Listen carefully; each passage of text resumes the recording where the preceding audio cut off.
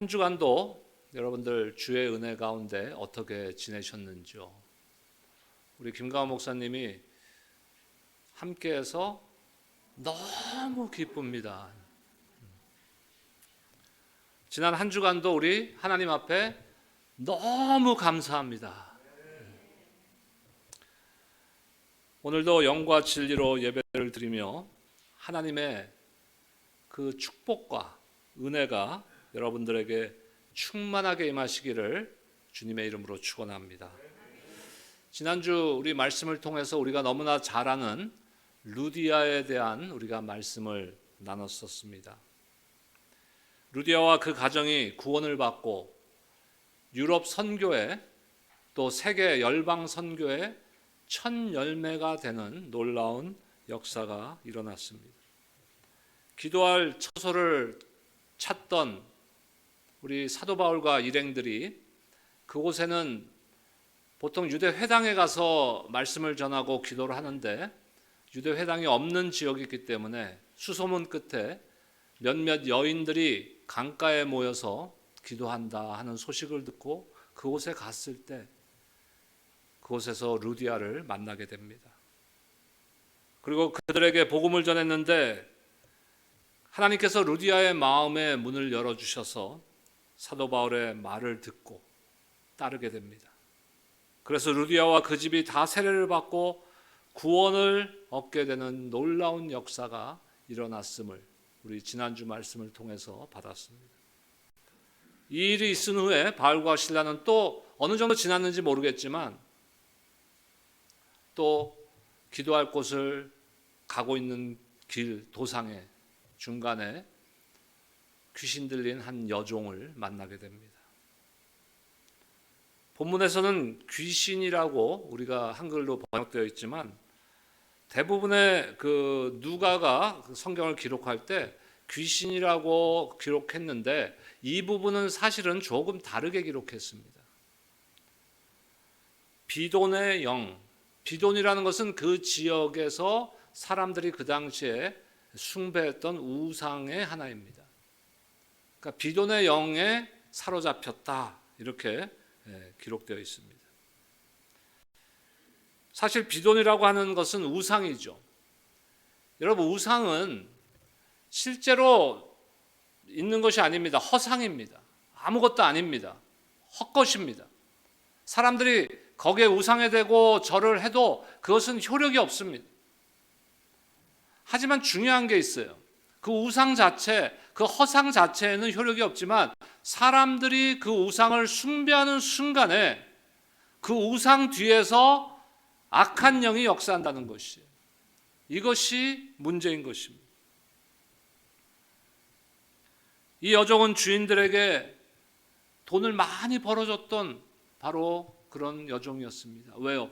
그 악한 영을 통해서 미래를 점치는 그러한 점을 치고 사람들로부터 돈을 받는 그런 일들을 했던 것이에요.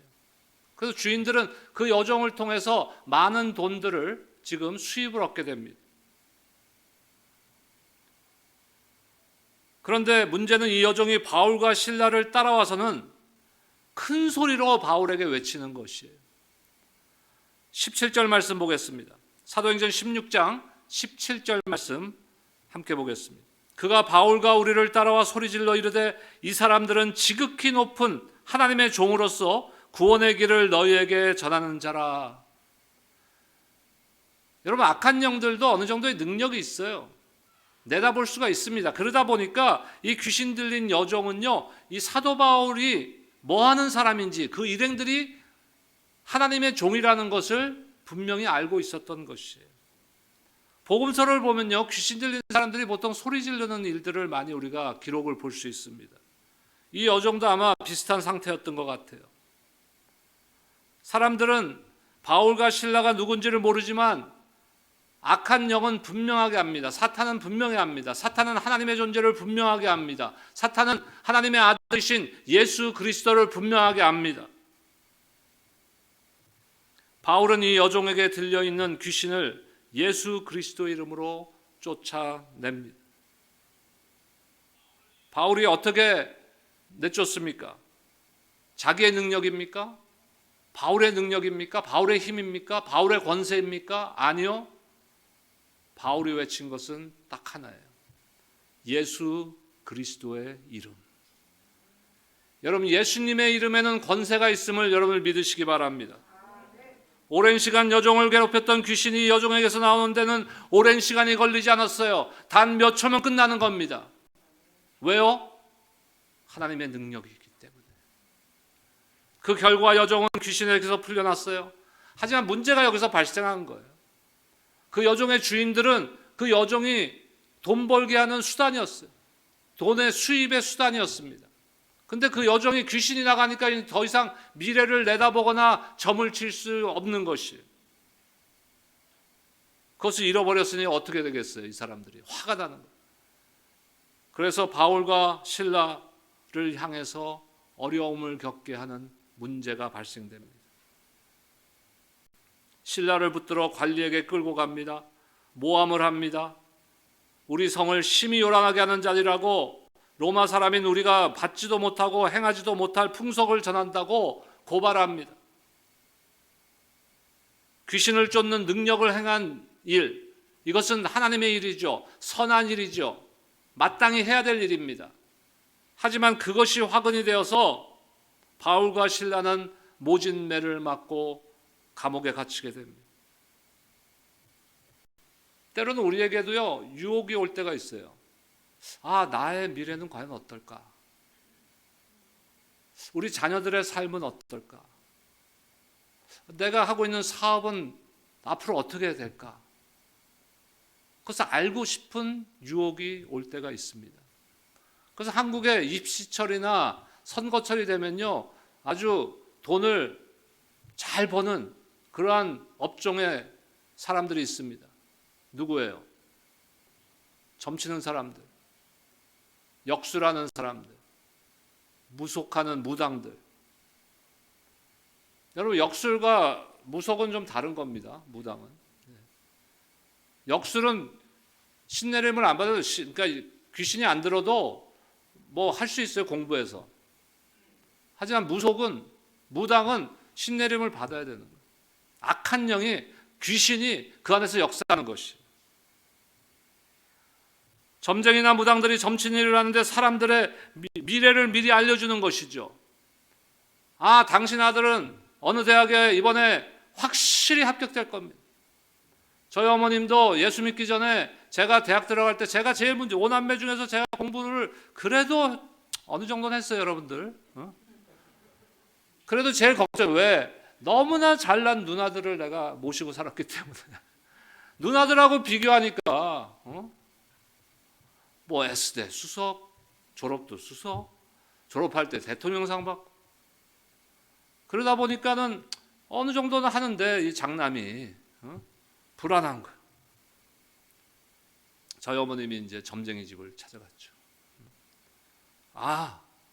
분명히 올해 합격될 겁니다. 걱정하지 마세요. 그래서 이제 뭐죠? 복채를 또 두둑하게 주시고 왔어요. 붙었게요, 떨어졌게요? 그래서 저는 필수인 재수를 했어요.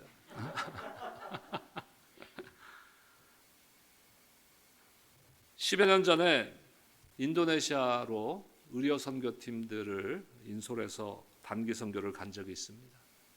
근데 저희가 간 곳은 홀랜드, 그러니까 네덜란드의 식민지였던 곳이에요.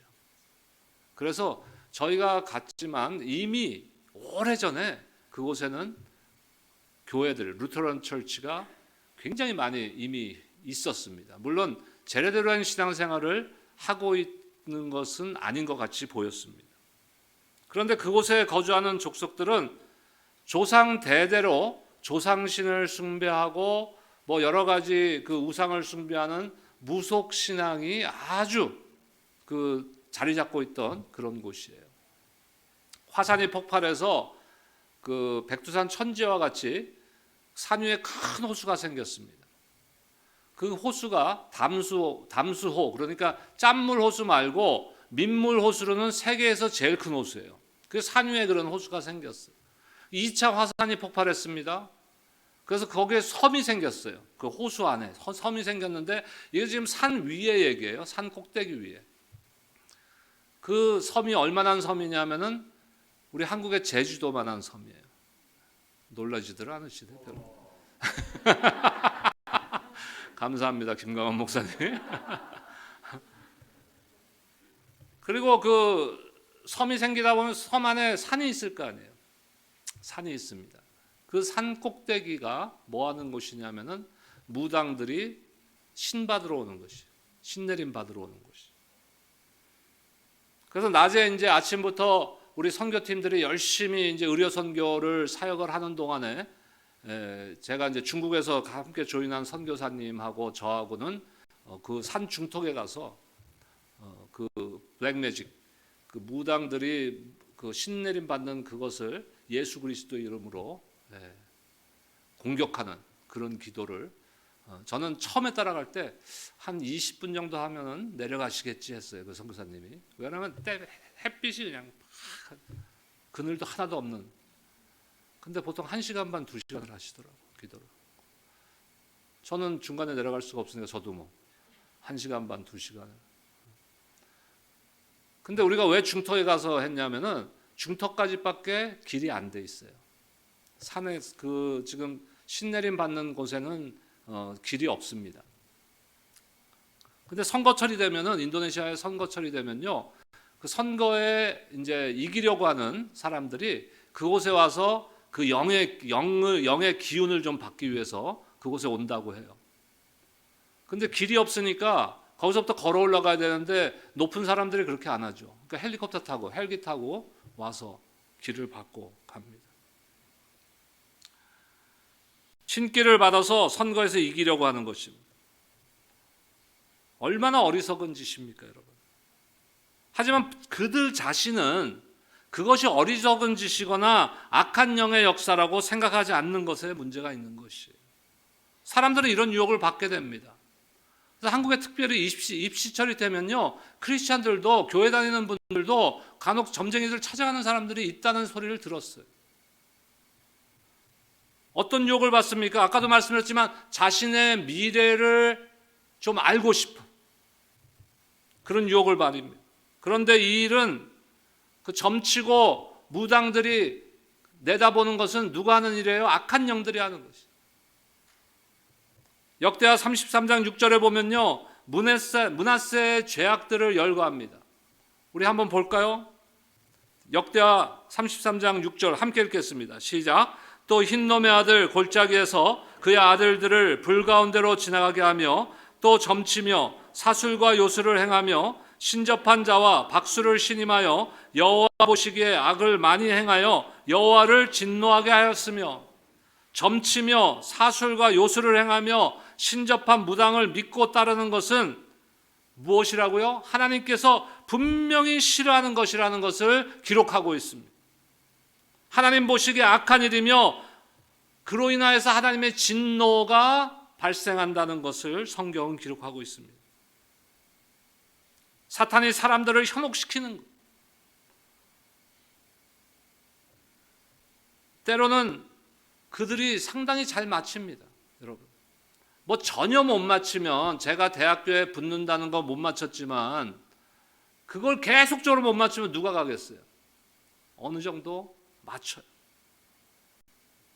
거짓 사무엘의 영이 사울에게 하나님의 뜻을 전달해요. 놀라운 일 아닙니까? 하나님의 영이, 성령이 임해서 하나님의 뜻을 전달한 게 아니라 악한 영이, 거짓 영이 사울에게 하나님의 뜻을 전달해요. 귀신 들린 자가 예수님을 만났을 때 하나님의 아들이라고 선언합니다. 중요한 것은 그들이 그걸 맞춘다, 안다, 이것이 아니라 그들이 그런 일을 하는 목적과 그들의 계략이 무엇이냐 이거예요. 무엇입니까? 데살로니가 후서 2장 9절과 10절 말씀 보겠습니다. 악한 자의 나타남은 사탄의 활동을 따라 모든 능력과 표적과 거짓 기적과 불의의 모든 속임으로 멸망하는 자들에게 있으리니 이는 그들이 진리의 사랑을 받지 아니하여 구원함을 받지 못함이라. 이 말씀은 재림 전에 마지막 때에 일어날 것에 대한 말씀이에요. 말세의 사람들을 유혹하는 악한 자들은 사탄의 활동을 따라서 모든 능력과 표적과 거짓 기적을 행한다라고 말씀하십니다. 모든 능력과 모든 표적이 하나님의 역사는 아니에요. 그런 영적 분별력이 우리에게 있어야 되는 것이에요. 능력, 표적, 기적, 이거는 원래 성경적으로 따지면 누구에게 해당되는 말씀입니까? 이거는 예수 그리스도에게 해당되는 말씀이에요. 그런데 악한 영이 어느 정도의 강력한 일을 역사하기 때문에 마치 하나님의 아들이신 예수님께서 행하는 것과 같은 모습으로 나타날 수 있다는 것이. 그런데 분명한 건 뭐예요? 데살로니가 후서 방금 읽었죠? 10절 말씀 보세요. 마지막 부분에 보니까 그들이 진리의 사랑을 받지 아니하여 어떻게 해요? 구원을 받지 못함이라. 그들의 목적과 계략의 목적은 분명한 거예요. 사람들이 무너지게 하는 거예요. 사람들이 죽게 하는 거예요. 사람들로 하여금 예수 그리스도를 믿고 구원받는 길을 막는 것이에요. 그러니까 여러분, 그 일어나는 현상만 보면 안 되는 거예요. 하나님께서 어떤 기적을 일으키시고 표적을 일으키시고 이적을 일으키실 수 있는 분이십니다. 제가 보통 그 찬양을 걸으면서도 듣고 운전하면서도 듣고 하는데 이 찬양도 듣고 미국 찬양도 듣고 합니다. 근데 간혹 하나님께서 이 찬양을 딱 내 마음이 어떤 찬양에 우리가 속된 표현으로 딱 꽂히는 적이 있어요. 그러면 한 이틀 정도 그 찬양을 수십 번 듣는. 보통 이제 예배 전에 영상을 제가 하나씩 틀어드리는데 원래 다른 곡을 제가 골랐었는데 그래서 어제 오늘 제가 주로 들었던 찬양을 오늘 틀어드린 거예요. 물론 그 서울에 있는 무슨 교회 성가대가 부른 찬양이지만 Waymaker, 길을 만드시는 주님. 하나님의 역사는 우리가 뭘로 구분할 수 있는가? 사탄의 역사인가 하나님의 역사인가? 하나님의 역사는 분명히 목적이 뭐예요? 사람을 살리는 것에 있습니다, 여러분. 하지만 악한 영의 역사는, 사탄의 역사는 사람을 죽이고 구원받지 못하는 데 있다는 것이에요. 사도 바울과 일행은 사악한 귀신의 유혹을 담대히 뿌리치고 그 여종을 휘어잡고 있는 그 악한 영을 예수 그리스도의 이름으로 내쫓습니다. 이 일로 인하여서 그들은 오히려 최악의 상황을 맞이하게 돼요. 하지만 원망하지 않고 옥중에서도 놀라운 일을 하나님께서 나타내 주십니다. 그들은 기도했어요. 그들은 큰 소리로 찬양했습니다. 그때 놀라운 기적이 일어난 거예요. 오늘 본문입니다. 25절과 26절 말씀, 사도행전 16장 25절과 26절 말씀 함께 읽겠습니다. 시작. 한밤중에 바울과 실라가 기도하고 하나님을 찬송하며 죄수들이 듣더라. 이에 갑자기 큰 지진이 나서 옥토가 움직이고 문이 곧 다 열리며 모든 사람의 매인 것이 다 벗어진지라. 아멘. 하나님의 뜻하신 계획이 놀라운 기적의 역사로 나타난 겁니다. 여러분들의 삶 가운데 이런 하나님의 놀라운 역사가 일어나시기를 주의 이름으로 축원합니다. 하나님께서 역사하시면은 닫힌 문이 열리는 것이, 메인 것이 다 벗어지게 될 줄로 믿습니다. 어떤 상황 가운데서도 우리가 믿는 하나님은 위대하신 하나님이십니다. 웨이메이커, 광야에 길을 내시는 분이십니다. 최악의 상황 가운데서도 최선을 이루시는 하나님이십니다. 바울과 실라가 억울하게 매맞고 감옥에 들어갈 때 이들의 모습은 어땠을까요? 세상 사람들이 볼 때는 처참하잖아요. 저거 봐, 잘난 척하고 예수 전한다고 난리치더니 결국은 매맞고 감옥에 들어갔잖아.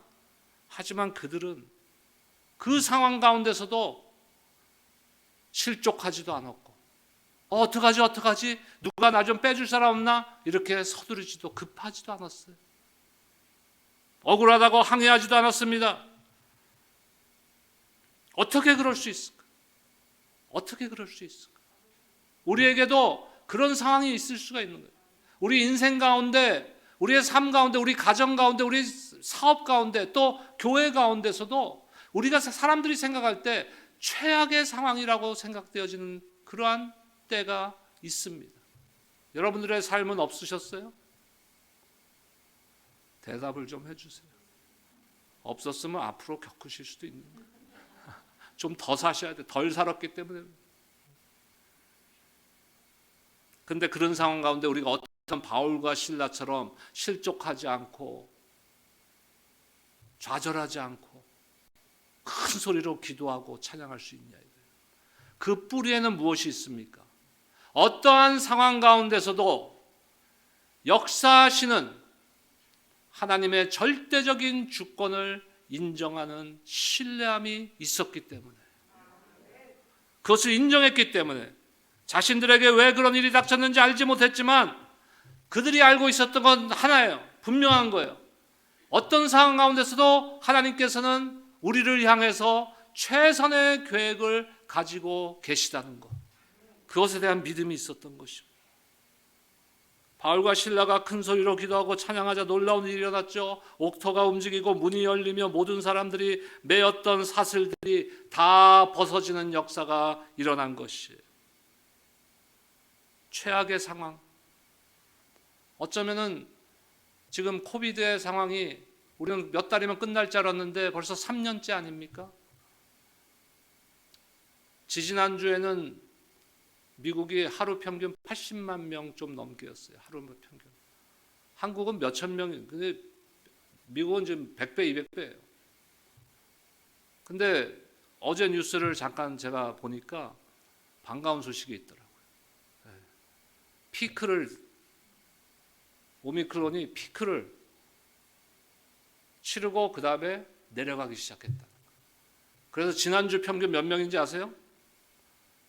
뭐 이제 3년째자니까 뭐 관심들도 없어.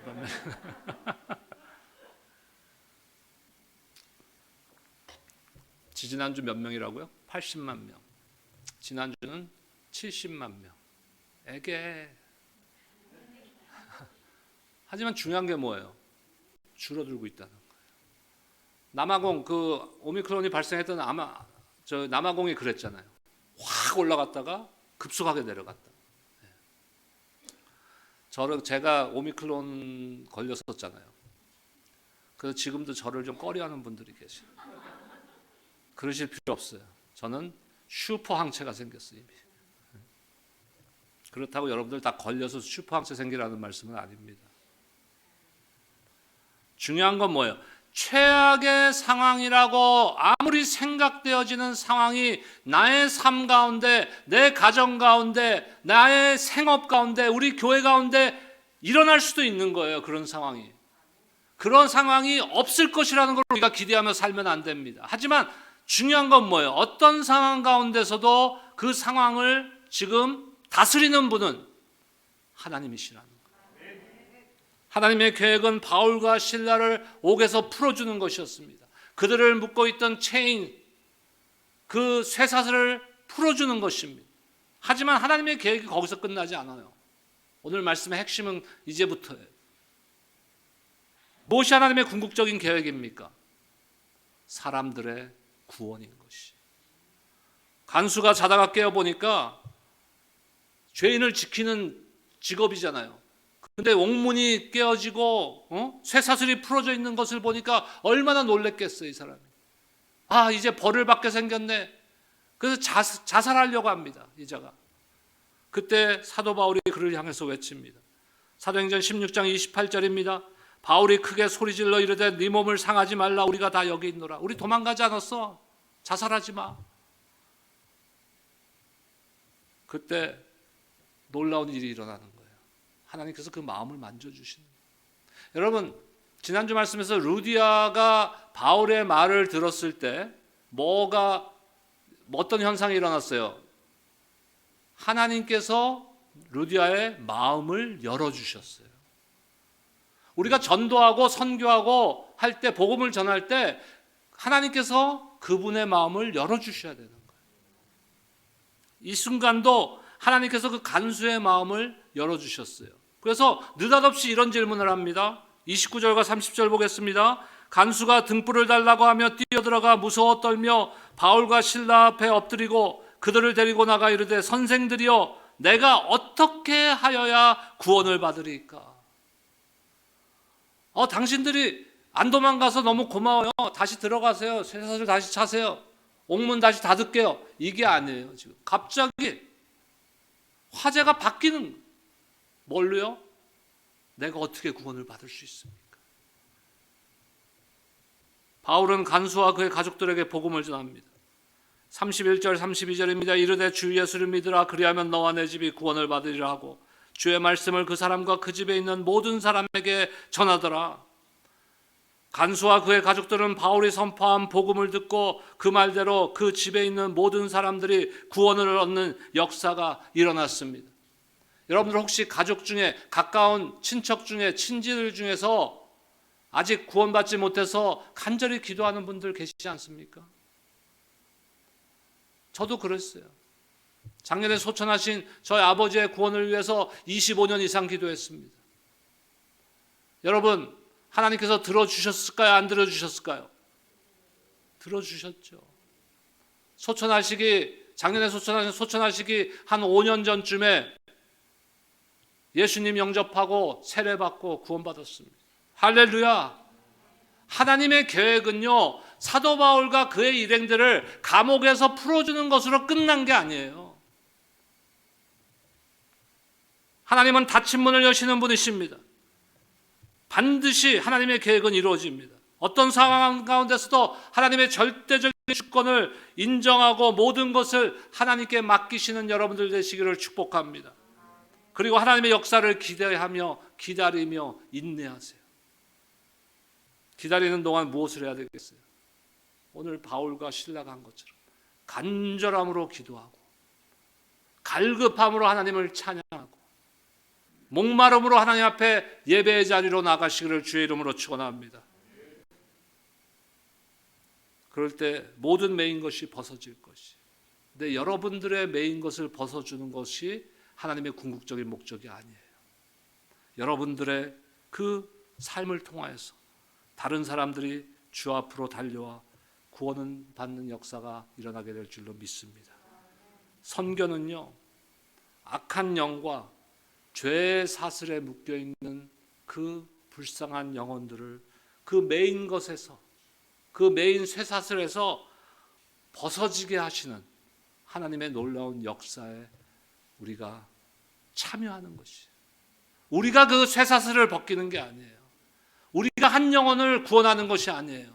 그것은 하나님의 계획 가운데 하나님께서 역사하십니다. 내가 안 한다고 하나님의 역사가 일어나지 않는 거 아니에요. 반드시 하나님의 역사는 이 땅에서 이루어지고 완성될 줄로 믿습니다. 그 가운데 누가 쓰임받느냐가 중요한 거 아니겠어요? 누가 쓰임받느냐가. 오늘 우리에게는 이 위대한 하나님의 사역에 동참할 수 있는 기회가 주어져 있습니다. 매년 하는 거죠. 매년 합니다. 여러분들 그 주보에 보면 간주에 들어가 있어요. 지금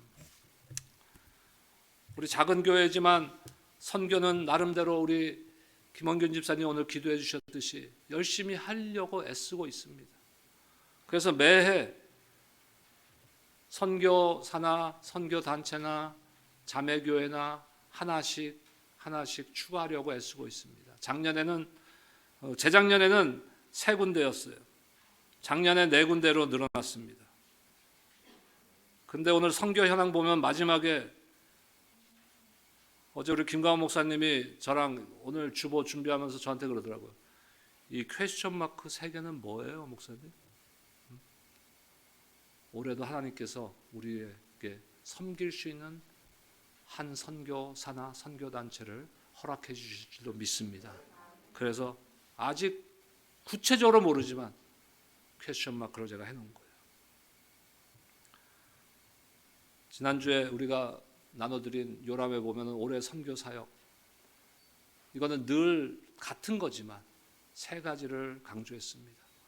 가는 선교, 보내는 선교, 지원하는 선교. 이 세 가지 중에서 무엇이 제일 쉬울까요? 가는 선교라고 생각하시는 분 손 들어보세요. 제가 갈 수 있게 해드릴 텐데. 보내는 선교, 지원하는 선교. 네, 지원하는 선교가 제일 쉬운 거예요. 우리가 인생을 살다 보면요, 내가 돈이 많고 적고를 떠나서 돈으로 해결할 수 있는 문제가 제일 쉬운 일이에요, 여러분. 살다 보면. 우리 인생을 살다 보면 돈으로도 절대 해결 안 되는 문제들이 우리 안에 발생하잖아요. 우리 삶 가운데. 그것이 우리가 선교 헌금을 통해서 지원하는 것이 별거 아니라고 말씀드리는 거 아니에요. 쉬운 것부터 시작하자는 거죠.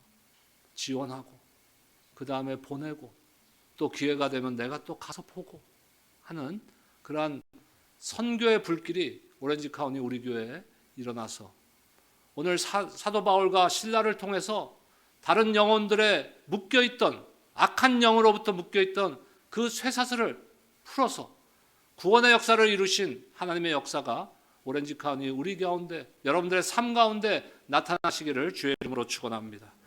기도하겠습니다. 주님 감사합니다.